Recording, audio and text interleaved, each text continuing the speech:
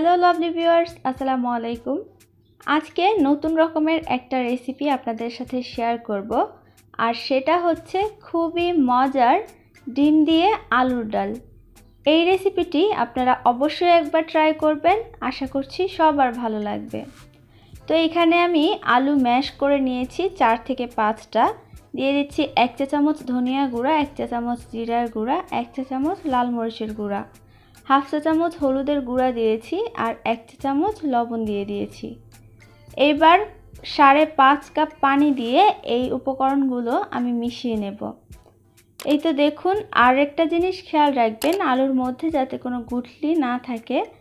এবার হাঁড়িতে বসিয়ে দিয়েছি আর একটা তেজপাতা দিয়ে দিয়েছি। এখন এগুলোকে একটু নেড়ে এইভাবেই এটাকে রান্না করব প্রায় 10 থেকে 15 মিনিট। চুলার আঁচটা কিন্তু মিডিয়াম থেকে একটু কমে রেখে তারপর এটাকে 15 মিনিটের জন্য এভাবে রান্না করতে হবে।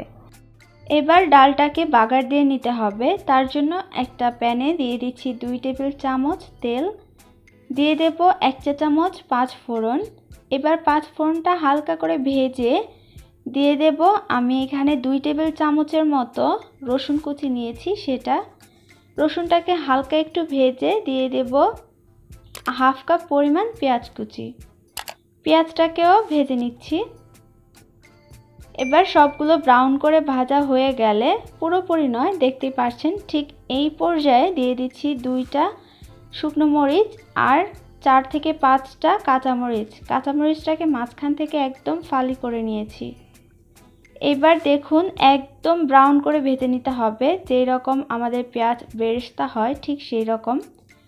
এবার ডালটার মধ্যে ঢেলে দিচ্ছি। সবগুলো নেড়ে একটু মিশিয়ে নিলাম। এবার অল্প আঁচে এটাকে একটা চুলায় আমি বসিয়ে দিলাম, আর সাইডে আমি ডিমটা রেডি করে নেব। তার জন্য আমি এখানে 3টা ডিম নিয়েছি। এবার হাফ চা চামচ লবণ দিয়ে খুব ভালো করে মিশিয়ে নিচ্ছি। মিশিয়ে নেওয়া হয়ে গেলে সেই যে প্যানটা, সেটার মধ্যেই অল্প একটু তেল দিয়ে দিলাম আর ডিমটা ঢেলে দিয়েছি।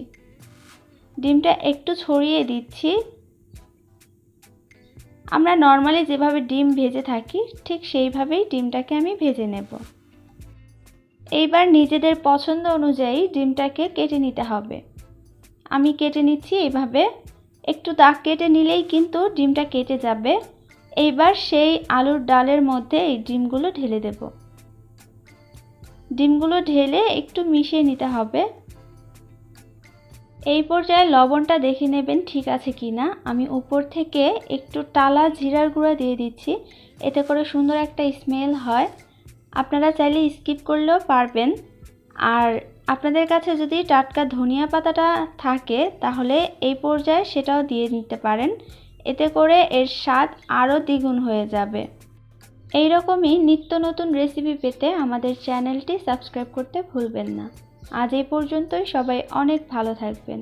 আল্লাহ হাফেজ।